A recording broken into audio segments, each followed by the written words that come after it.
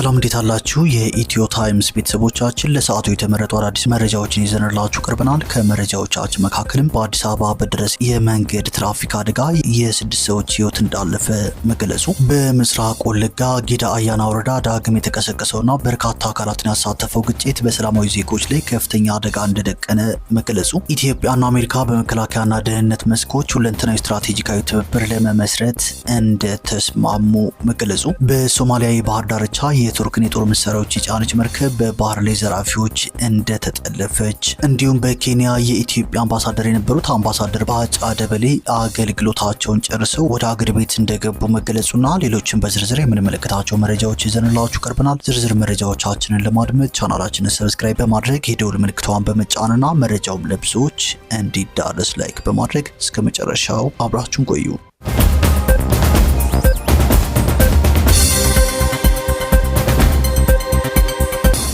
ወደ መጀመሪያው መረጃችን ስናልፍ በአዲስ አበባ በደረሰ የመንገድ ትራፊክ አደጋ የስድስት ሰዎች ሕይወት ማለፉ ተሰምቷል። የአዲስ አበባ ፖሊስ ዋና ጠቅላይ መምሪያ እንደገለጸው አደጋው የደረሰው ዛሬ ነሐሴ 18 ቀን 2018 ዓ.ም ከጠዋቱ 1 ሰዓት ከ50 ደቂቃ በቦሌ ክፍለ ከተማ ወረዳ 11 ልዩ ቦታው ቅድስት ኪዳነ ምህረት ቤተክርስቲያን አካባቢ ነው። የጉዞ አቅጣጫው ከኮዬ ፈቼ ወደ ጎሮ የሆነ የሰሌዳ ቁጥር ኮድ 305997 ህግ የሆነ ሚኒባስ ተሽከርካሪ በተጠቀሰው አካባቢ በመንገድ ስራ ላይ የነበረ እስካቫተር ማሽን መቆፈሪያ ወድቆ በታክሲ ውስጥ ከነበሩ ትራንስፖርት ተጠቃሚዎች መካከል የአምስት ወንዶችና አንድ ሴት ሕይወት አልፏል። ከሟቾቹ በተጨማሪ በታክሲ ውስጥ የነበሩ ተሳፋሪዎች ከባድና ቀላል የአካል ጉዳት ደርሶባቸው የሕክምና ክትትል በማድረግ ላይ የሚገኙ መሆኑን የገለጸው ፖሊስ የአደጋው መንስኤ እየተጣራ መሆኑንም አስታውቋል።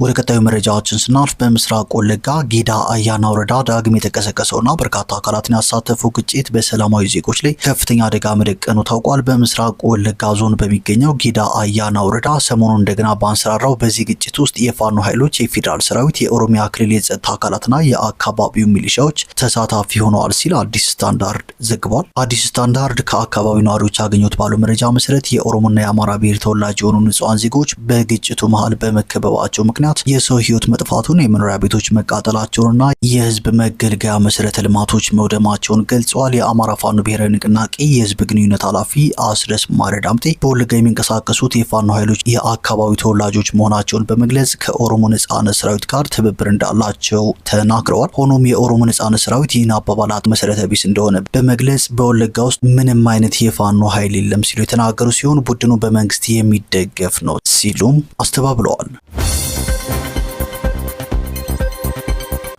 ወደ ቀጣዩ መረጃዎችን ስናልፍ በሰሜን ግዛት በመቶዎች የሚቆጠሩ የአርኤስኤፍ ታጣቂዎች የሱዳን መከላከያ ሰራዊትን ተቀላቅለዋል። ቡድኑን የሚከደው አባላት ቁጥርም እየጨመረ መጥተዋል ነው የተባለው። በሰሜን ግዛት አዛዦችን ጨምሮ በመቶዎች የሚቆጠሩ የፈጣን ደጋፊ ኃይል ታጣቂዎች ቡድኑን በመክዳት ባለፈው ሳምንት የሱዳን መከላከያ ሰራዊትን መቀላቀላቸው ተገልጿል። ይህም በአርኤስኤፍ ቡድን አንድነት ላይ እያደገ የመጣ ፈተና ሊሆን እንደሚችል የሀገሪቱ መገናኛ ብዙሃን ዘግበዋል። ነሐሴ 7 ቀን በደባ አካባቢ የሚገኙ ባለስልጣናት እንደገለጹት አንድ የአርኤስኤፍ አዛዦችና ከምድብ 55 እስከ 47 የተውጣጡ 270 ታጣቂዎች 37 የጦር ተሽከርካሪዎችን ይዘው እጃቸውን ሰጥተዋል የተባለው የድንበር ጥበቃ ኃይል አዛዥ ኮሎኔል መሐመድ ሳላህ ዩኒስ ቡድኑን የተቀበሉ ሲሆን ሌሎች የአርኤስኤፍ አባላትም መሳሪያቸውን አስቀምጠው ሰራዊቱን እንዲቀላቀሉ ጥሪ አቅርበዋል። የሱዳን ባለስልጣናት እንዳሉት ነሐሴ 13 ቀን 4 አዛዦችን ጨምሮ ተጨማሪ 318 የአርኤስኤፍ አባላት እስከ 50 የሚደርሱ የጦር ተሽከርካሪዎችን በመያዝ ደባ ከተማ መግባታቸውም ተዘግቧል።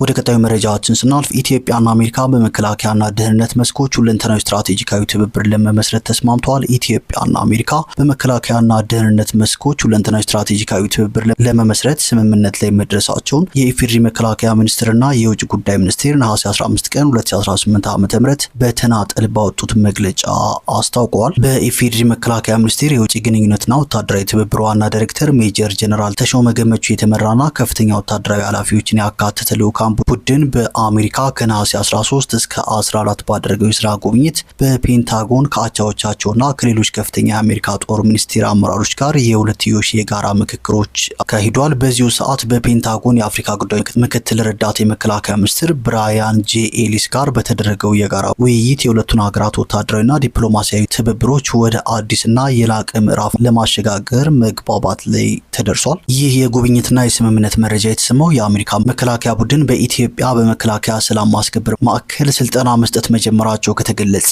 ከ2 ቀናት በኋላ ነው።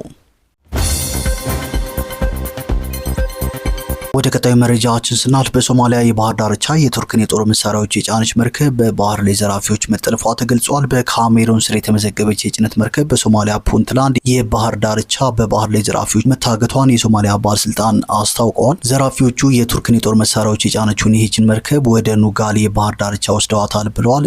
ኤምቪ ሉቱፍ የተሰኘችው ይህች መርከብ የታገተችው በፑንትላንድ አይል ወረዳ ከምትገኘው ማራያ የባህር ዳርቻ በቅርብ ርቀት ላይ መሆኑን ባለስልጣኑ ስማቸው እንዳይገለጽ ጠይቀው ለአሶሲኤትድ ፕሬስ ገልጸዋል። ፖላር ሞመንት ሺፒንግ በተሰኘ ድርጅት ባለቤትነት ስር የምትገኘው ይህች መርከብ በሞቃዲሾ ለሚገኘው የቱርክ ወታደራዊ ማሰልጠኛ ማዕከል የጦር መሳሪያዎችን እንዲሁም የመገናኛና የሳተላይት ቁሳቁሶችን ጭና እንደነበር ባለስልጣኑ አብራርተዋል። በመርከቧ ላይ ከነበሩት 10 ሰራተኞች መካከልም 6ቱ የህንድ፣ አንዱ የቱርክ፣ አንዱ የጆርጂያ ዜጎች ሲሆኑ 2ቱ ደግሞ የሰርቢያ የደህንነት ጠባቂዎች መሆናቸው ተመልክተዋል። ክስተቱን በተመለከተ ከቱርክ ባለስልጣናት በኩል የተሰጠ ፈጣን ምላሽ እንደሌለም ተገልጿል።